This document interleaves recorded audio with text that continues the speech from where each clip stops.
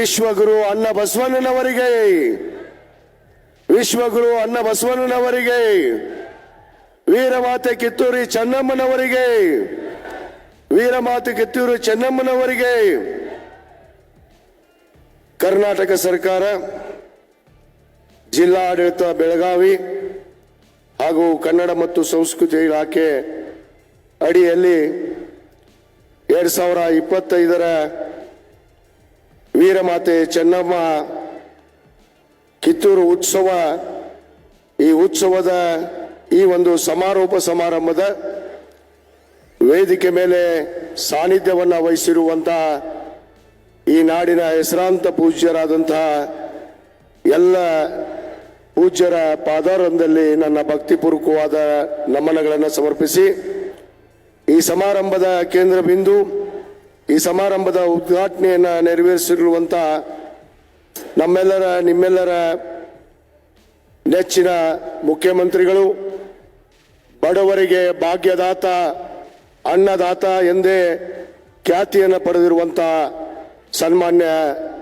ಸಿದ್ದರಾಮಯ್ಯ ಸಾಹೇಬ್ರೆ ಹಾಗೂ ವೇದಿಕೆ ಮೇಲೆ ಉಪಸ್ಥಿತಿರುವಂತಹ ಬೆಳಗಾವಿಯ ಜಿಲ್ಲಾ ಉಸ್ತುವಾರಿ ಸಚಿವರು, ಹಿರಿಯರು, ಮಾರ್ಗದರ್ಶಕರು ಆದಂತಹ ಸನ್ಮಾನ್ಯ ಸತೀಶ್ ಜಾರಕಿಹೊಳಿ ಸಾಹೇಬ್ರೆ, ಈ ಸಮಾರಂಭದ ಅಧ್ಯಕ್ಷತೆಯನ್ನು ವಹಿಸಿರುವಂತಹ ಆತ್ಮೀಯ ಸ್ನೇಹಿತರಾದಂತಹ ಬಾಬಾ ಸಾಹೇಬ್ ಗೌಡ ಪಾಟೀಲ್ ಅವರೇ ಹಾಗೂ ವೇದಿಕೆ ಮೇಲೆ ಉಪಸ್ಥಿತಿರುವಂತಹ ಎಲ್ಲ ಶಾಸಕ ಮಿತ್ರರೇ ಹಾಗೂ ಗಣ್ಯಮಾನ್ಯರೇ ಹಾಗೂ ಈ ಒಂದು ಕಾರ್ಯಕ್ರಮದಲ್ಲಿ ಉತ್ಸವದಲ್ಲಿ ಭಾಗವಹಿಸಿರುವಂತ ಎಲ್ಲ ಗುರು ಹಿರಿಯರೇ, ತಾಯಂದಿರೇ, ಯುವ ಮಿತ್ರರೇ, ಮಾಧ್ಯಮದ ಸ್ನೇಹಿತರೆ, ಎಲ್ಲರಿಗೂ ನನ್ನ ಶರಣಾರ್ಥಿಗಳು.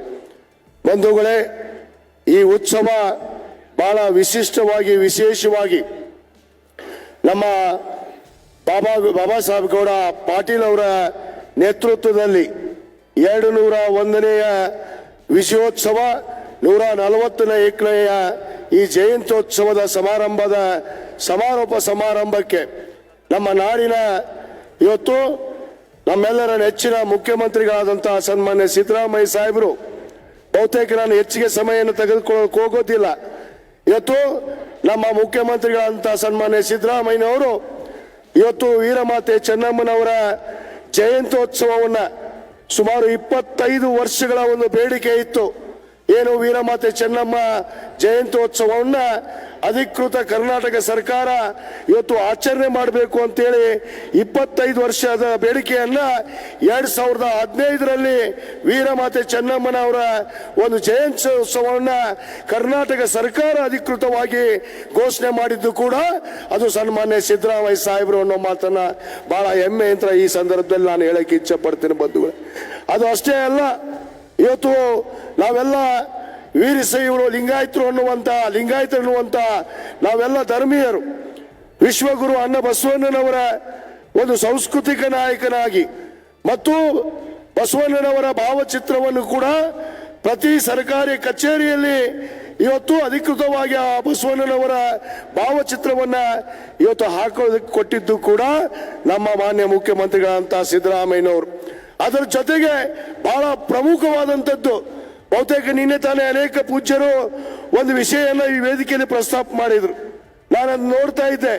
ಇವತ್ತು ನನಗೆ ಅನಿಸಿದ್ದು ಬಹುತೇಕ ಈ ವಿಷಯವನ್ನ ಯಾಕೆ ಜನರ ಮುಂದೆ ಪ್ರಸ್ತಾಪ ಮಾಡಿಲ್ಲ ಇದುವರೆಗೂ ಅಂತ ಅನ್ನೋದನ್ನ ಈ ಸಂದರ್ಭದಲ್ಲಿ ನಾನು ಹೇಳ್ಬೇಕಂದ್ರೆ, ವೀರಮಾತೆ ತಾಯಿ ಚೆನ್ನಮ್ಮನವರ ಸಮಾಧಿಯನ್ನ ಇವತ್ತು ರಾಷ್ಟ್ರೀಯ ಸ್ಮಾರಕವಾಗಿ ಮಾಡಬೇಕು ಅಂತೇಳಿ ಅನೇಕ ವರ್ಷದ ಬೇಡಿಕೆಯನ್ನ ಇವತ್ತು ಮಾನ್ಯ ಮುಖ್ಯಮಂತ್ರಿಗಳು ಇದೇ ವರ್ಷ 22/3/2025ರಂದು ಕೇಂದ್ರ ಸರ್ಕಾರಕ್ಕೆ ಮಾನ್ಯ ಪ್ರಧಾನಮಂತ್ರಿ ನರೇಂದ್ರ ಮೋದಿ ಅವರಿಗೆ ಇವತ್ತು ರಾಜ್ಯ ಸರ್ಕಾರದಿಂದ ಅಧಿಕೃತವಾಗಿ ವೀರಮಾತೆ ಚೆನ್ನಮ್ಮನವರ ರಾಷ್ಟ್ರೀಯ ಸ್ಮಾರಕ ಆಗಬೇಕು ಅಂತೇಳಿ ಕೂಡ ಇವತ್ತು ಮಾಡಿದ್ದು ಸನ್ಮಾನ್ಯ ಮುಖ್ಯಮಂತ್ರಿಗಳಂತ ಸಿದ್ದರಾಮಯ್ಯ ಸಾಹೇಬರು ಅನ್ನೋ ಮಾತನ್ನ ಇವತ್ತು ನಾವು ಹೇಳಬೇಕಾಗತ್ತೆ.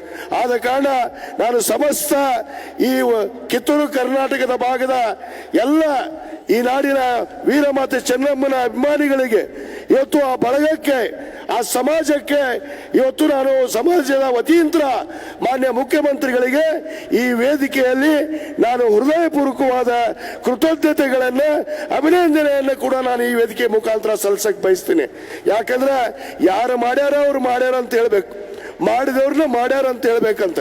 ಅದಕ್ಕೆ ಆ ಒಂದು ನಾಡಿನಲ್ಲಿ ಜನಿಸಿರುವಂತಹ ನಾವು ಆ ನಮ್ಮ ಮಾನ್ಯ ಮುಖ್ಯಮಂತ್ರಿಗಳು ಇವತ್ತೇನು ವೀರಮಾತೆ ಚೆನ್ನಮ್ಮನವರ ರಾಷ್ಟ್ರೀಯ ಸ್ಮಾರಕವನ್ನು ಮಾಡುವಂಥದ್ದು, ವೀರಮಾತೆ ಚೆನ್ನಮ್ಮನವರ ಏನೋ ಒಂದು ಜಯಂತ್ಯೋತ್ಸವವನ್ನು ಕೂಡ ಕರ್ನಾಟಕ ಸರ್ಕಾರ ಇವತ್ತು ಪ್ರಾರಂಭ ಮಾಡಿದ್ದು ನಮ್ಮ ಸರ್ಕಾರ. ಆದ ಕಾರಣ ಇವತ್ತು ಈ ವಿಷಯ ಪ್ರಸ್ತಾಪ ಮಾಡೋದಕ್ಕೋಸ್ಕರನೇ ನಾನು ಒಂದೆರಡು ಮಾತಾಡ್ತೀನಿ ಅಂತೇಳಿ ಮಾನ್ಯ ಮುಖ್ಯಮಂತ್ರಿಗಳಲ್ಲಿ ಮತ್ತು ಜಿಲ್ಲಾಡಳಿತದಲ್ಲಿ ವಿನಂತಿ ಮಾಡಿಕೊಂಡೆ. ಬಂಧುಗಳೇ, ಕೊನೆಯ ಮಾತನ್ನು ಒಂದು ಮಾತನ್ನು ಹೇಳ್ತೀನಿ. ಇವತ್ತು ವೀರಮಾತೆ ಚೆನ್ನಮ್ಮ ಪ್ರಥಮ ರಾಷ್ಟ್ರ. If you like this video, ಬೇಗ ಲೈಕ್ ಮಾಡಿ, ಕಾಮೆಂಟ್ ಮಾಡಿ, ಶೇರ್ ಮಾಡಿ ಹಾಗೂ ಯೋಯೋ ಟಿವಿ ಕನ್ನಡವನ್ನು ಸಬ್ಸ್ಕ್ರೈಬ್ ಮಾಡಿ.